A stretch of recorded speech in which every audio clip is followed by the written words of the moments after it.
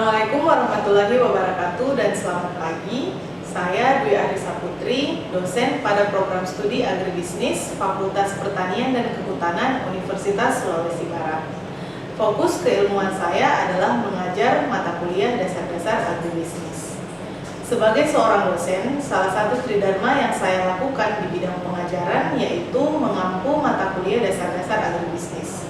Teknik pengajaran yang saya gunakan adalah metode DIA atau Delivery, Interaction, and Assessment. Delivery merupakan bagaimana cara menyampaikan materi yang saya berikan agar dapat diterima oleh mahasiswa dengan baik. Sedangkan interaction merupakan interaksi antara saya dan mahasiswa dalam melakukan pembelajaran agar capaian pembelajaran dapat dicapai. Adapun assessment merupakan pemberian tugas dan ujian guna mengukur kemampuan mahasiswa. Sebelum saya masuk dalam penjelasan pengajaran yang saya ampu, terlebih dahulu saya akan menjelaskan deskripsi singkat, luaran yang diharapkan dan metode pembelajaran pada kuliah dasar-dasar agribisnis.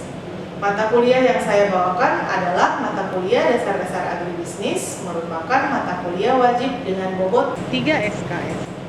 Mata kuliah ini mempelajari tentang konsep dasar agribisnis sebagai sistem yang terdiri dari subsistem hulu ke hilir pada komoditi pertanian secara efisien dan efektif sehingga diharapkan mahasiswa memiliki kemauan dan kemampuan untuk mengembangkan bisnis di sektor pertanian. Capaian pembelajaran mata kuliah dasar-dasar agribisnis ini yaitu mahasiswa mampu memahami, mengetahui dan menjelaskan serta dapat mengaplikasikan dengan terampil prinsip-prinsip dasar agribisnis sebagai sistem yang terdiri dari beberapa subsistem input, on-farm, pengolahan, pemasaran, dan pendukung. Selain itu, dapat menguasai konsep sistem dan usaha agribisnis, meningkatkan nilai tambah produk pertanian melalui pendekatan agribisnis, memanfaatkan teknologi informasi dalam sistem agribisnis, serta memahami strategi pengembangan agribisnis. Selanjutnya, dari CPMK yang akan dijabarkan menjadi sub CPMK yang mendukung CPMK tersebut. Adapun sub CPMK dibagi menjadi 12 bagian, yang mana mahasiswa diharapkan mampu menjelaskan dan menguasai yang pertama, pengertian, sejarah, perkembangan agribisnis, dan peran agribisnis dalam perekonomian di Indonesia. Yang kedua, konsep subsistem hulu atau upstream agribisnis. Ketiga, konsep subsistem usaha tani atau on-farm agribisnis. 4. Konsep subsistem hilir atau downstream agribisnis. Yang kelima, produk dan pemasaran agribisnis. Keenam, konsep subsistem jasa layanan pendukung agribisnis. Ketujuh, kelembagaan. Kedelapan, kemitraan agribisnis. 9. Resiko dan ketidakpastian dalam agribisnis. 10. Pembiayaan agribisnis. 11. Konsep e-agribisnis. Dan yang terakhir, strategi pengembangan agribisnis. Untuk mendukung kegiatan pengajaran di kelas, saya menggunakan berbagai literatur seperti buku dan jurnal baik nasional maupun internasional. Itulah model delivery yang saya sampaikan pada proses pengajaran yang telah saya bawakan. Selanjutnya, kita akan masuk ke aspek interaction. Adapun sistem interaction yang saya terapkan di kelas yaitu sistem Student Centered Learning atau SCL. Student Centered Learning merupakan pembelajaran yang menempatkan mahasiswa sebagai peserta didik atau subjek sehingga akan mengembangkan minat mahasiswa tersebut menjadi lebih aktif, kreatif, dan inovatif. SCL ini terdiri dari pembelajaran interaktif, diskusi, studi kasus, dan pembelajaran kooperatif. Yang pertama-tama, pembelajaran interaktif atau yang lebih dikenal dengan interactive learning, yaitu pemaparan materi dalam kelas dengan menyisipkan pertanyaan kepada mahasiswa guna meminta pendapat dari mahasiswa itu sendiri. Kedua, yaitu diskusi, yaitu berdiskusi dengan mengangkat isu atau tema tertentu yang kemudian akan dipresentasikan oleh mahasiswa di depan kelas. Yang ketiga, yaitu studi kasus atau base case study, yaitu dengan cara mengambil berbagai kasus agribisnis. Adapun beberapa platform yang saya gunakan untuk mendukung kegiatan belajar mengajar di kelas, yaitu Google Meet, Teams, dan YouTube. Untuk mengerjakan kuis menggunakan aplikasi Quizzes. Dan e-learning digunakan mahasiswa untuk mengumpulkan tugas. Yang terakhir adalah siakat yang digunakan untuk mengisi presensi kehadiran mahasiswa. Demikian model interaktif yang saya gunakan di dalam kelas pada model pembelajaran yang saya bawakan. Selanjutnya, kita akan masuk pada sistem atau aspek assessment. Aspek assessment yang saya lakukan yaitu penilaian kepada mahasiswa secara objektif untuk mengukur kemampuan mahasiswa itu sendiri. Adapun poin-poin penilaian yang saya terapkan telah saya sampaikan pada saat kontrak perkuliahan yang saya bawakan di pertemuan pertama, yaitu penugasan individu 20%, penugasan kelompok sebanyak 15%, UIS 10%, ujian tengah semester 20%, dan ujian akhir semester 25%. Hasil asesmen yang saya lakukan dengan harapan mahasiswa dapat mengetahui proses penilaian yang saya lakukan secara objektif kepada mahasiswa untuk mengukur kemampuannya secara mandiri. Demikian pemaparan 3 aspek yang saya terapkan dalam proses pengajaran, yaitu delivery, interaction, dan assessment. Selanjutnya saya akan menampilkan proses pembelajaran yang biasa saya lakukan di dalam kelas secara luring atau tatap muka. Mata kuliah yang saya bawakan yaitu dasar-dasar agribisnis. Selamat menyaksikan, terima kasih. Assalamualaikum warahmatullahi wabarakatuh.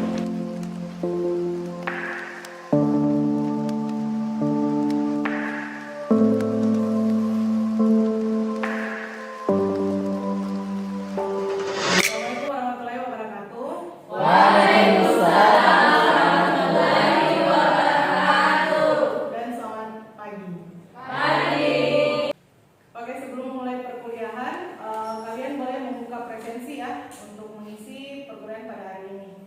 Oke, kuliah hari ini saya akan membahas mengenai dasar-dasar agribisnis ya. Tapi memang ada baiknya kita mungkin mereview perkuliahan pada pertemuan sebelumnya, karena kita sudah membahas mengenai secara singkat mengenai pengertian dari agribisnis itu sendiri.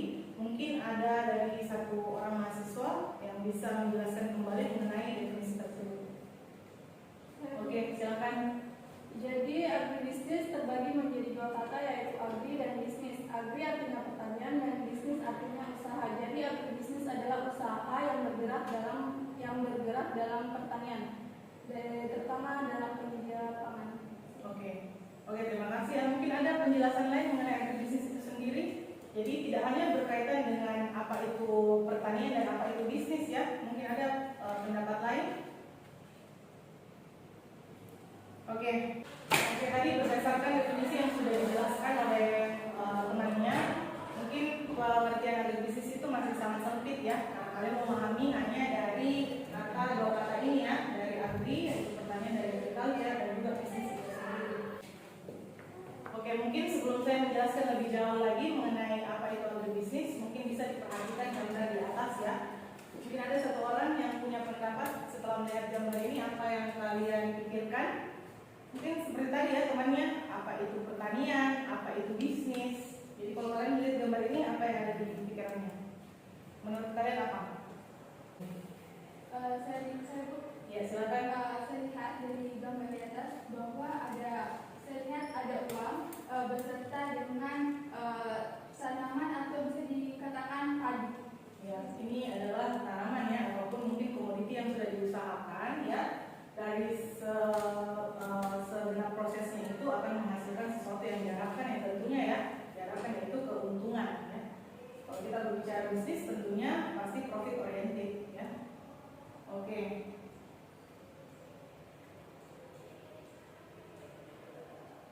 Nah, pengertian agribisnis ya yang harus dipahami itu ada dari ahli yaitu Davis dengan Goldberg ya. Ini ada referensi mengenai agribisnis. Jadi Davis dan Goldberg itu merupakan pemikir ya atau pencetus definisi mengenai agribisnis itu sendiri.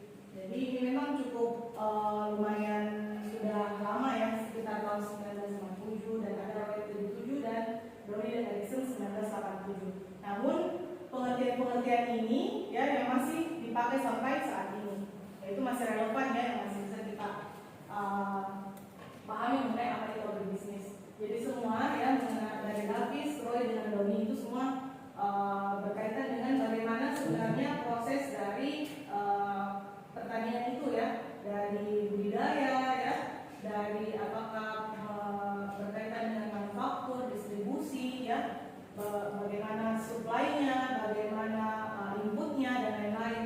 Jadi agribisnis itu bukan cuma hanya sekedar bagaimana menghasilkan produk pertanian dan kemudian menjual dan mendapatkan hasilnya ya, tapi ada proses dari kegiatan-kegiatan tersebut. Nah, mungkin harus dicari lagi ya mengenai referensi antara Davis dengan Doni yang masih sering kita pakai ya, ada buku juga mengenai manajemen agribisnis, jadi ini masih relevan sampai saat ini. Nah, oke.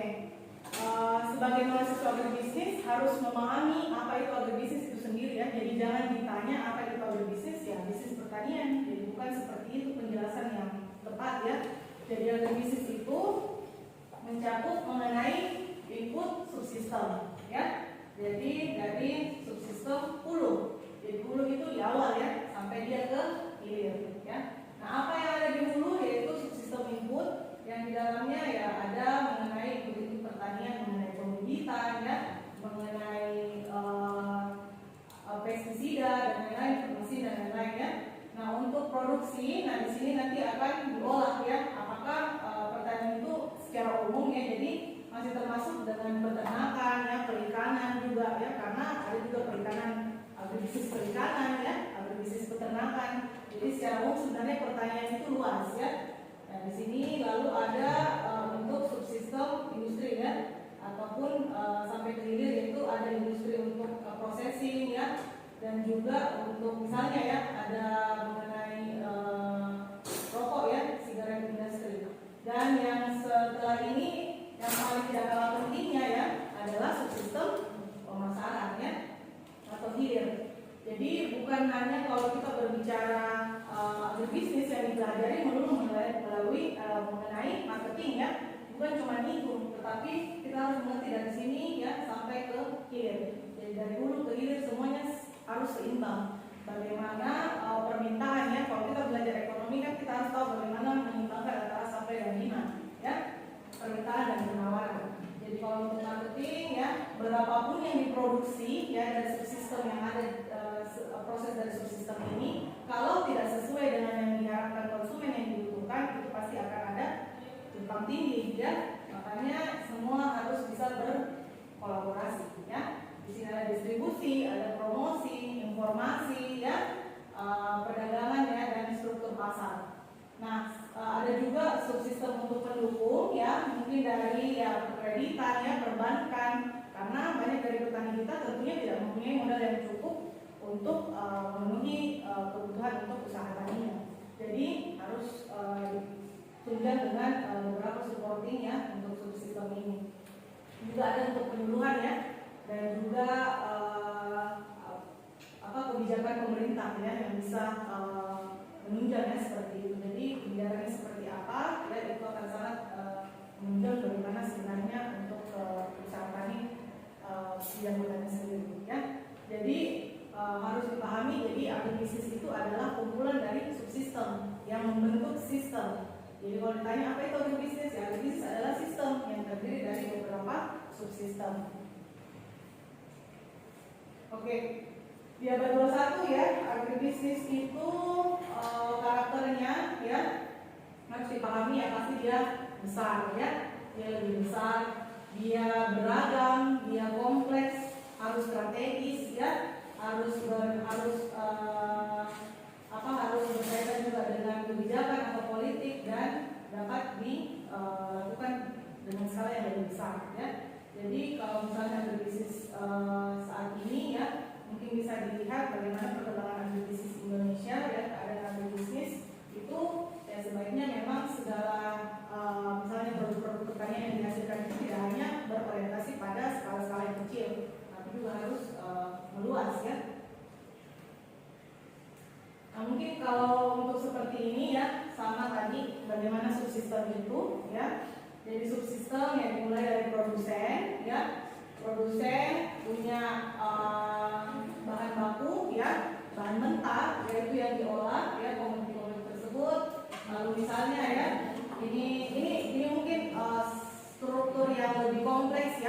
Tetapi ada beberapa macam yang tidak seperti ini juga, ya. Jadi misalnya kalau di luar negeri ada co-ops, ya. Co-ops itu yang menampung misalnya ya banyak produk-produk pertanian, ya. Dia mendistribusikannya lewat sini. Lalu ya ada mungkin dia ke bagian manufacturing atau processing, ya. Itu bisa melalui jalur seperti ini. Nah, ada juga dia langsung ke intermediaries. Nah, ini intermediaries, ya, untuk perantara, apakah dia skalanya dia wholesale, ya, besar, ya, agen ataupun yang lainnya. Ya, misalnya kan ada misalnya swalayan yang memang bergerak dalam bidang yang khusus mengenai wholesale. Jadi itu kan lebih besar, ya, barang-barang yang dijual dalam skala yang besar, harus dibeli dalam jumlah yang besar. Nah, kemudian retailers, ya, bagaimana pendistribusian itu, ya, supaya bisa merata dan sampai ke konsumen akhir. Jadi sebenarnya untuk agribisnis ini seperti ini. Nah, yang di dalam sini, misalnya kita butuh, ya, bagaimana sebenarnya industri yang bergerak, industri yang skala industri yang baik, misalnya untuk satu produk yang dihasilkan itu harus melihat industri mana yang cocok, ya. Lalu tentunya sekali lagi harus kita tetap bekerja sama dengan pemerintah, ya. Jadi tetap kita harus melihat bagaimana sebenarnya kebijakan yang ada pada saat ini, kebijakan yang ada pada saat masa lampau, jadi harus kita tetap mengetahui hal tersebut supaya menjadikan itu dasar, ya. Misalnya apa yang berubah pada tahun ini dan mungkin 5 tahun yang lalu itu harus kita perhatikan, ya. Dan yang ini, ya, R&D itu adalah research and development. Jadi mau di perusahaan, apalagi skala yang sebesar ini, ya, sistem yang sekompleks ini pasti butuh yang namanya penelitian dan pengembangan, ya. Begitu juga dengan kampus, ya, harus tetap ada R&D-nya, ya, harus ada tetap penelitian dan pengembangannya seperti apa untuk bisa nanti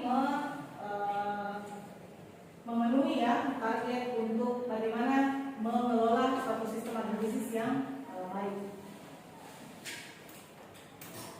Oke, sampai sini dulu ada yang ingin ditanyakan? Ya, silakan. Baik, terima kasih. Pertanyaan saya adalah bagaimana kondisi agribisnis saat ini di Indonesia? Oke, bagaimana kondisi agribisnis saat ini di Indonesia? Ya, mungkin ada pertanyaan yang lain supaya sekalian saya jawab. Ya, silakan. Ibu, permasalahan-permasalahan apa saja yang dihadapi dalam agribisnis? Permasalahan yang dihadapi dalam agribisnis, ya. Oke, jadi pertanyaan ini mungkin akan mengacu ke slide saya selanjutnya, ya.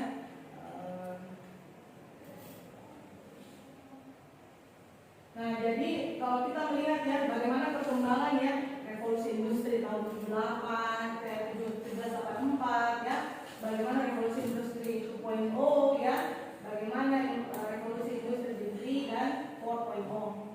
Apalagi sekarang kita sudah masuk ke 5.0, ya. Cuman itu saya kira mungkin belum terlalu kedengaran di Indonesia, ya. Nah, kalau kita lihat ini mungkin dari sejarah, ya, kita sudah tahu orang, ya, manusia itu bagaimana mengelola produknya, misalnya mungkin dari mesin, ya, mesin uap, terus dia masuk ke elektrik, terus lalu masuk ke menggunakan informasi dan teknologi, lalu ada integrated internet, ya, yang sekarang kita sebut dengan IoT, ya. Apalagi sekarang kalau sudah menyentuh mengenai AI, ya, artificial intelligence. Jadi semua hal sudah bisa dimonitor, ya, tanpa harus manusia yang melakukannya, ya. Nah, sekarang berkaitan dengan pertanyaan sekarang bagaimana agribisnis Indonesia saat ini, ya. Jadi beberapa tahun yang lalu, ya, saya ingat bahwa selalu diperdebatkan apakah Indonesia punya agribisnis, ya. Karena di sebabnya itu karena tidak sistem yang kita punya ini masih belum terintegrasi, ya, seperti bagaimana di luar negeri, ya. Kalau misalnya di luar, ya, mungkin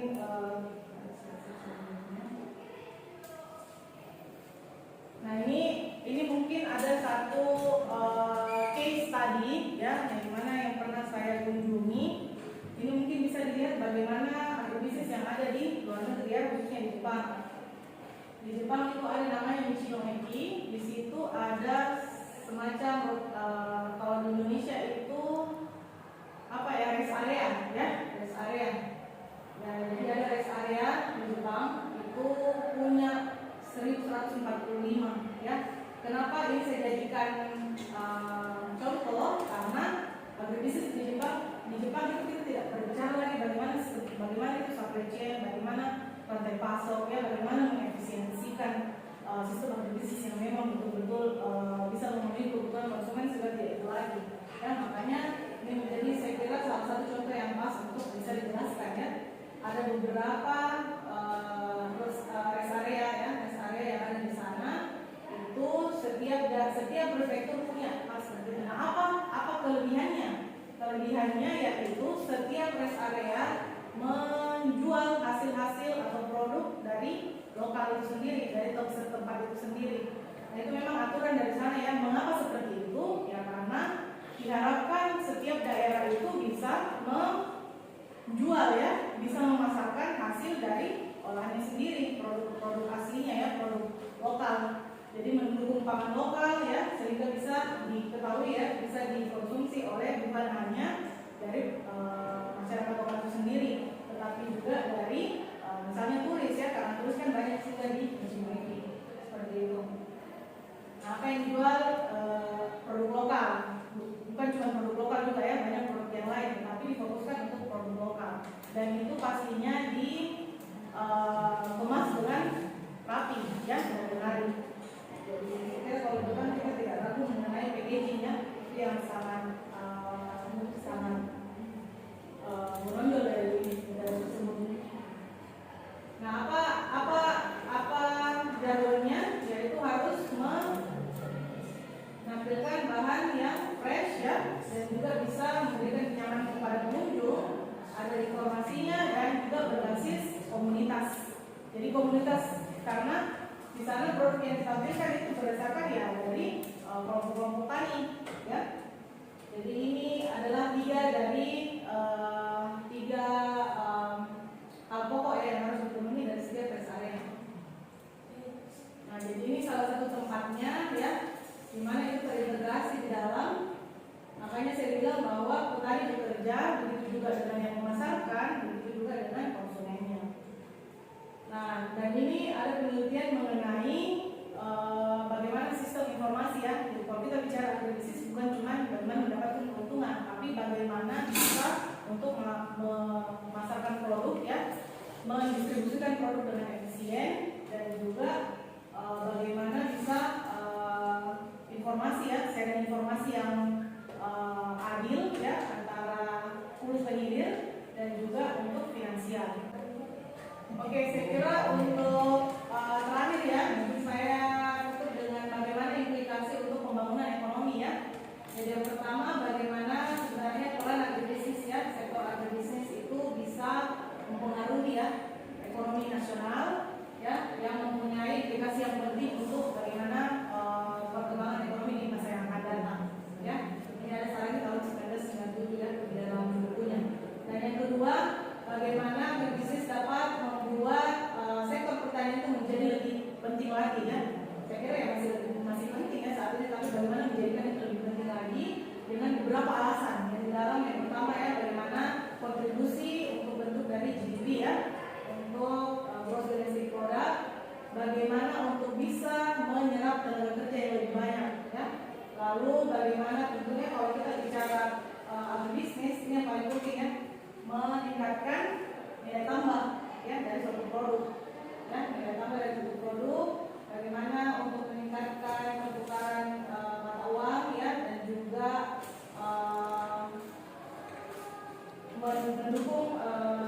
mendorong peningkatan dari suplai bahan pangan, ya, produksi pangan, untuk juga bagaimana meningkatkan engaging untuk komunitas, ya, dan manajemen yang baik. Oke, saya kira demikian untuk pertemuan pada hari ini. Saya harap kalian bisa memahami, ya. Adapun mungkin pertanyaan-pertanyaan lain akan bisa kita diskusikan kembali, ya. Dan untuk tugasnya, ya, saya minta untuk membuat, ya, makalah mengenai kondisi agribisnis, ya, di Indonesia beserta sistemnya seperti apa, ya. Jadi bisa diceritakan mungkin dari beberapa studi kasus, ya, itu bisa dimasukkan ke dalam tugas. Yang nanti datanya itu tanggal 25 Maret 2023, ya, jam 5 sore. Dan saya kira demikian tugasnya akan bisa diorganisir sama ketua kelas, ya. Jadi untuk pertemuan hari ini sekian. Terima kasih atas kehadirannya ya. Saya akhiri, wabillahi taufiq wal hidayah. Wassalamualaikum warahmatullahi wabarakatuh. Waalaikumsalam.